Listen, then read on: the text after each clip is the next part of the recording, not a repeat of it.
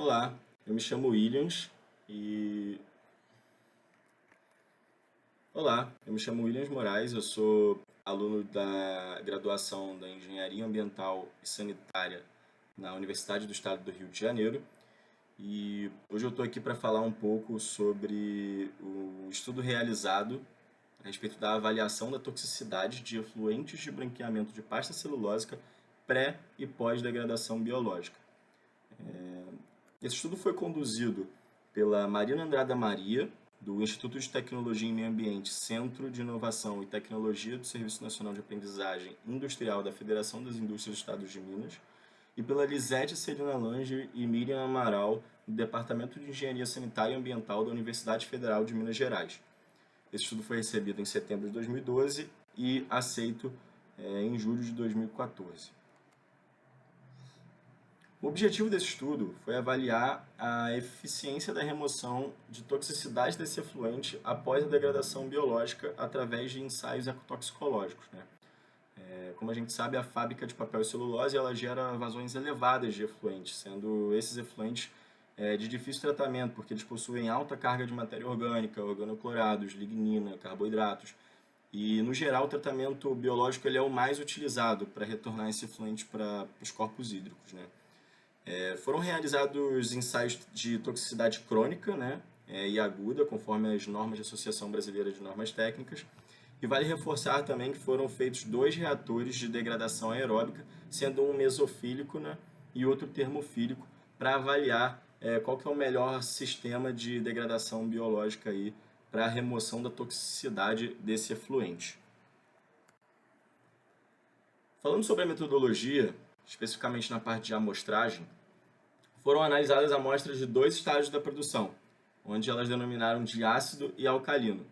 Também foi avaliado o efeito da mistura dessas 2 amostras, né, na proporção de 1:1, objetivando ali a correção do pH sem nenhum tipo de adição de reagente. Vale reforçar que só foi realizado o ensaio de degradação de uma amostra mista em reator mesofílico. Isso porque alguns estudos complementares já diziam que esse efluente misto apresenta baixa biodegradabilidade.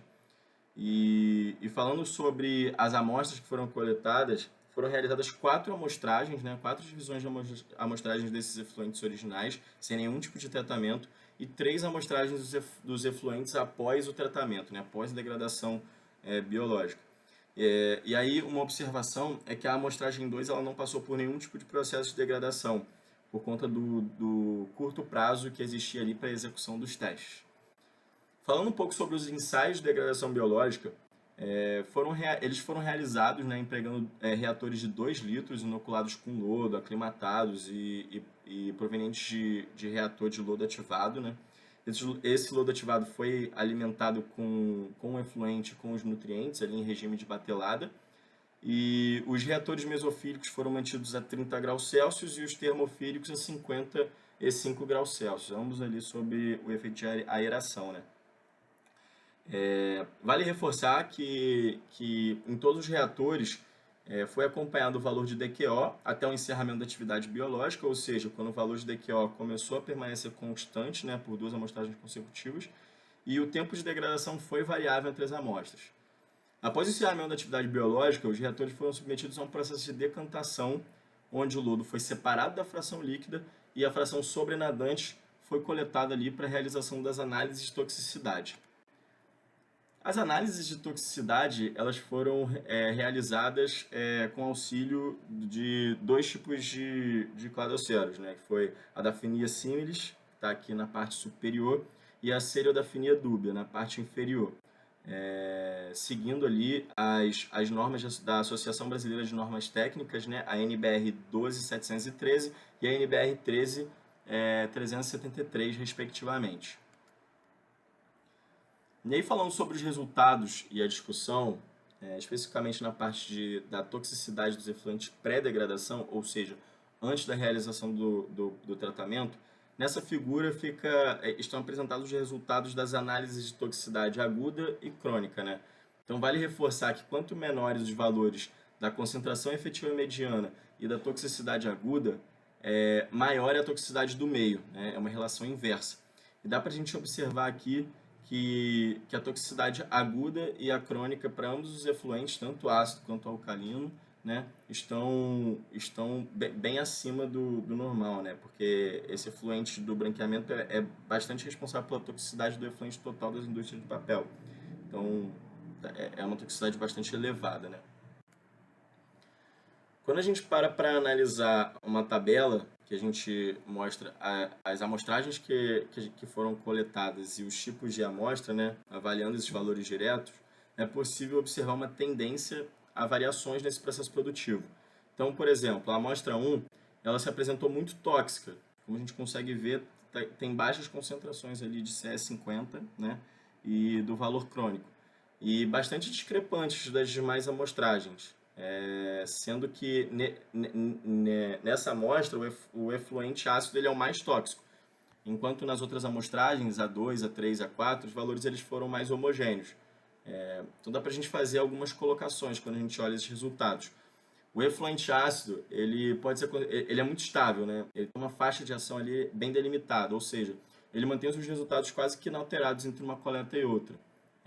Ele apresenta basicamente toxicidade aguda, passando rapidamente do efeito de letalidade para o efeito não tóxico, sem causar nenhum tipo de efeito na reprodução.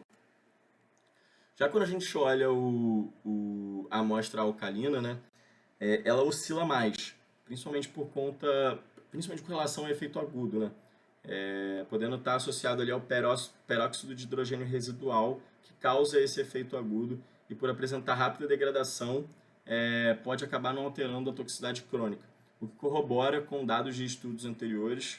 Nesse cenário aqui elas citaram Paiva, de 1999, onde também apresentam uma clara faixa de efeito crônico que demonstra essa toxicidade alta, e foi considerado nesse estudo, né, o efluente de maior toxicidade dentro das amostras coletadas.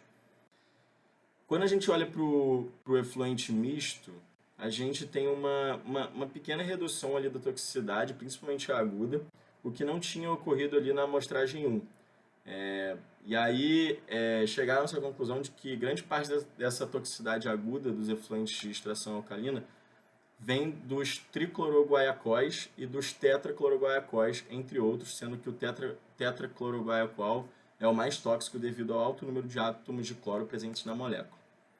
E aí, falando da toxicidade dos efluentes pós-degradação, a gente vê aqui, através das figuras, que eles apresentaram, de uma forma geral, uma elevada eficiência de remoção de toxicidade, tendo sido possível observar que o processo mesofílico foi capaz de remover grande parte da toxicidade aguda. E na maioria dos casos, tanto para o efluente ácido quanto para o efluente alcalino, além de reduzir também a toxicidade crônica. Então, a gente consegue ver aqui, através do gráfico, que o processo de degradação biológico mesofílico, ele removeu grande parte dessa toxicidade aguda, né? Especificamente tanto no efluente ácido quanto no alcalino, mas ele foi mais eficiente na remoção da toxicidade do efluente alcalino. E aí, tem um destaque que elas colocaram, que quanto ao processo termofílico, apesar de ter atingido bons resultados na remoção de toxicidade, ele não foi tão eficiente quanto o mesofílico. Então a gente consegue aqui já chegar à conclusão de que o reator mais eficiente, né, o processo mais eficiente foi o processo mesofílico. Quando a gente olha para um cenário das amostras 1, 3 e 4, que foram as amostras que passaram pelo processo de tratamento, né, e correlaciona o DQO com a toxicidade aguda e a toxicidade crônica, a gente consegue ver que a matéria orgânica não é o principal fator causador da toxicidade, né? Já que o DQO presente na amostragem 1 já não era mais elevado do que nas demais amostragens. E mesmo assim, todas elas apresentaram uma toxicidade muito maior. E aí também é possível a gente visualizar aqui nesse gráfico que na amostragem 4 teve uma forte remoção da matéria orgânica sem acarretar na elevação de alguma remoção da toxicidade crônica, o que indica que a presença de algum composto não removido pela degradação biológica com atuação direta na toxicidade crônica sem afetar a aguda. Quando a gente olha a relação da eficiência de toxicidade aguda, crônica e remoção de DQO por tipo de amostra, né, e aí considerando nos tratamentos mesofílico, que está no cenário A, e termofílico no cenário B, a gente consegue ver que mesmo os efluentes apresentando outros compostos geradores de toxicidade, a remoção da matéria orgânica leva à remoção conjunta da toxicidade, principalmente da toxicidade aguda. O que justifica ali uma pequena remoção obtida por processos biológicos é a presença de ligninas e taninos polimerizados, que apesar de não tóxicos, são pouco biodegradáveis e não saíram no processo. Os compostos fenólicos e aromáticos apresentaram biodegradação lenta, sendo necessária uma maior retenção hidráulica. E aí a gente consegue chegar à conclusão que os processos de degradação foram capazes de reduzir a toxicidade de ambas as amostras, porém com maior eficiência para a amostra alcalina, mesmo sendo essa a mais tóxica na forma original. A eficiente remoção da matéria orgânica não foi suficiente para a eficiente remoção da toxicidade crônica. O tratamento biológico também não é autossuficiente para o tratamento desse efluente, pois embora os processos biológicos removam eficiente a toxicidade aguda dos efluentes, o mesmo não aconteceu com a toxicidade crônica. E os resultados apresentados pelos efluentes originais foram variáveis entre as coletas, o que demonstra que a produção de um efluente com variações no decorrer do processo, mesmo com exceção do efluente ácido, variou muito pouco. Então, além disso, um outro disclaimer também que eu já falei anteriormente, é que o melhor processo de remoção de toxicidade foi o mesofílico e não o termofílico. Ok? Então, assim a gente conclui a apresentação do trabalho.